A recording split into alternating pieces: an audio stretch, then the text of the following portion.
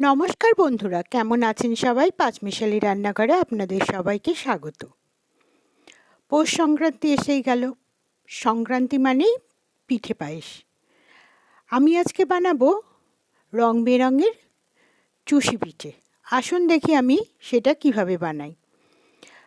চুষি পিঠে বানানোর জন্য আমি প্রথমেই চুষিটা বানিয়ে নেব। তার জন্য দিয়ে দিলাম মেজারিং কাপের 2 কাপ জল।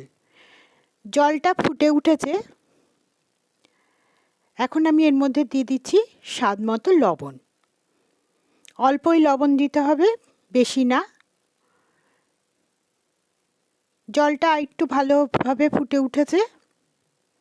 এখন আমি এর মধ্যে দিয়ে দিচ্ছি মেজারিং কাপের 2 কাপ চালের গুঁড়ো। আমি এখানে আতপ চালের গুঁড়ো ব্যবহার করেছি। আতপ চালের গুঁড়োটাই কিন্তু ব্যবহার করতে হবে।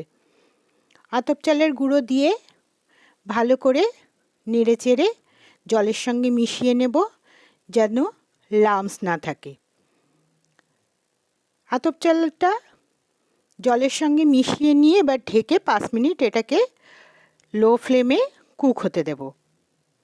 চালটা দেওয়ার পরে কিন্তু আমি ফ্লেমটাকে লোতেই রেখেছি।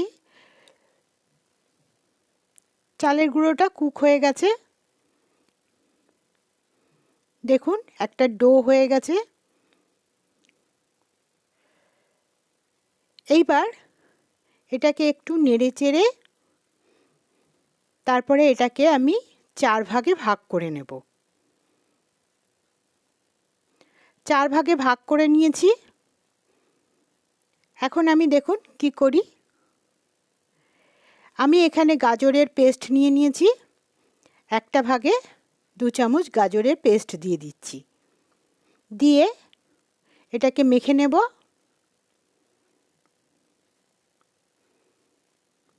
আমি কিন্তু এখানে গ্যাসটা বন্ধ করে দিয়েছি। এখন আবার নিয়ে নিলাম বিটের পেস্ট।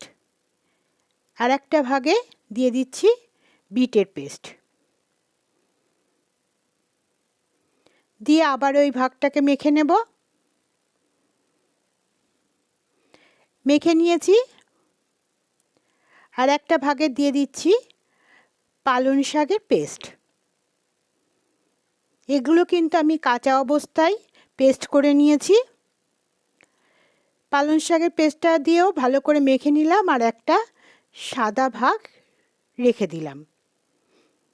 যেহেতু ওটায় কিছু মেশাইনি, ওটাকে আলাদা করে রেখে এখন গ্যাসটা ধরিয়ে ফ্লেমটাকে লোতে রেখে আমি এর যে এক্সট্রা জল সেটাকে শুকিয়ে নেব। শুকিয়ে নিয়ে আমি একটা অন্য পাত্রে তুলে রেখেছিলাম। দিয়ে ঢেকে ঠান্ডা করে নিয়েছি।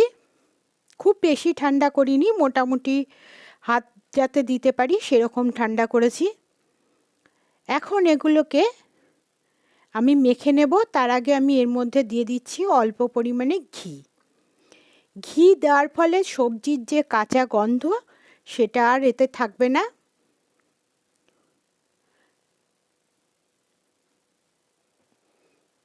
ঘি দিয়েছি। এবার এগুলোকে আমি আলাদা আলাদা করে ভালো করে মেখে নেব। যেমন লুচির যেমন আটা মাখা হয় সেইভাবে করে সুন্দর করে আমি এটাকে মেখে একটা ডো করে নেব।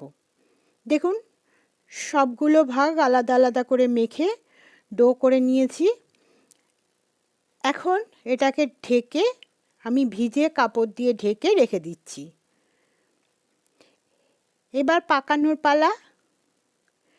আমি যতটুকু পাকাবো ঠিক ততটুকু ভাগ নিয়ে অল্প অল্প করে আমি একটা স্টিলের থালা নিয়ে নিয়েছি। থালার পেছনে দিয়ে এরকমভাবে করে পাকিয়ে নিচ্ছি। এইভাবে করে পাকিয়ে নিলেই হবে, কিংবা অনেকেই লম্বা করে পাকিয়ে কাঁচি দিয়ে কেটে নিতেও পারেন। এতে কিন্তু কোনো চালের গুঁড়ো বা ময়দা লাগবে না, কারণ এর মধ্যে যেহেতু ঘি দেওয়া আছে এই জন্য পাকাতে সুবিধা হবে। এগুলো কিন্তু একটার গায়ে একটা লেগেও যাবে না। এইভাবে করে সমস্ত চুষিগুলো আমি বানিয়ে নিয়েছি। দেখুন কত সুন্দর রং বেরঙের চুষি। এটা কিন্তু স্বাস্থ্যের পক্ষেও ক্ষতিকারক না, কারণ আমি এখানে কেমিক্যাল কোনো কিছু ব্যবহার করিনি। কত সুন্দর লাগছে। আমি এখানে 1.5 লিটার দুধ বসিয়ে দিয়েছি। দুধটাকে একটু গরম করে নিচ্ছি। একটু গরম হয়ে গেছে, আমি এখানে দিয়ে দিচ্ছি 2 চামচ গুঁড়ো দুধ। এতে করে চুষি পিঠের টেস্টটা আরও ভালো হবে। দুধটা গুলে গেলে আমি দুধটাকে ফুটিয়ে নেব। দুধ ফুটে গেছে।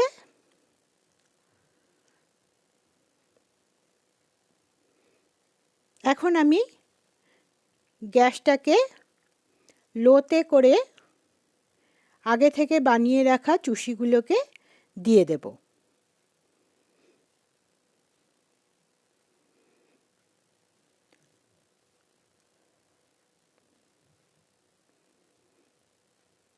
চুষিগুলো দিয়ে একটু নেড়ে চেড়ে দেব।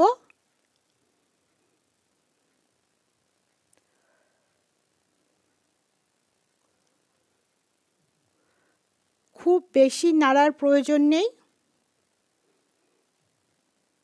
দেখুন কত সুন্দর রং বেরঙের চুষি।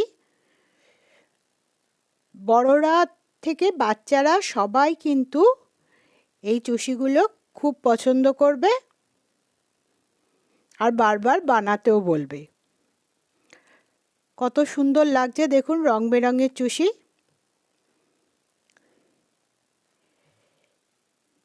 এটা কিন্তু চিনি দিয়ে রান্না করলে বেশি ভালো লাগে, কিন্তু যেহেতু শীতকাল ওই জন্য আমি আজকে গুড় দিয়েই রান্না করব। দুধটা ফুটে উঠেছে, দেখুন কত সুন্দর লাগছে চুষিগুলো। এখন আমি এর মধ্যে দিয়ে দিচ্ছি খেজুরের গুড়। আমি পরিমাণ মতো 2 হাতা খেজুরের গুড় দিলাম। আপনারা যেমন খুশি মিষ্টি খাবেন তেমনই দিতে পারেন।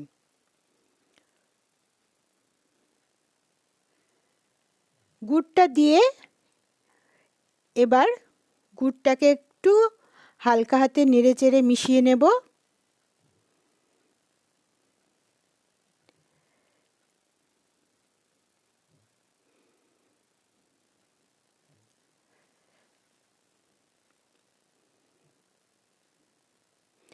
মিশিয়ে নিয়ে এবার শুধু আমি দুধটাকে ফুটতে দেব। আমি এখন ফ্লেমটাকে হাইতেই রেখেছি।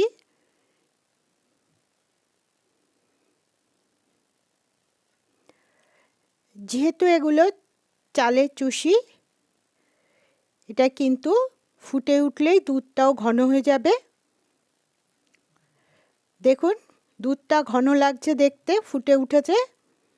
চুষিগুলো কত সুন্দর লাগছে।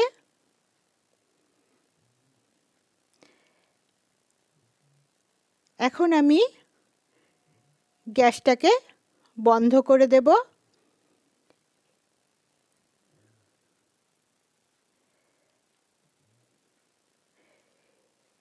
এরপরে কিন্তু এটাকে ঠান্ডা হতে দেব।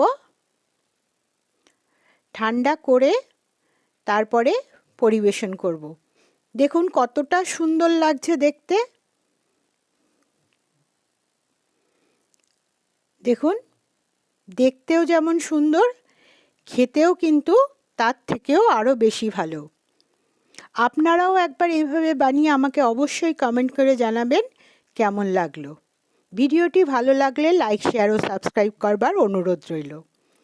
আর সবাইকে আমার তরফ থেকে থাকলো পৌষ পার্বণের শুভেচ্ছা।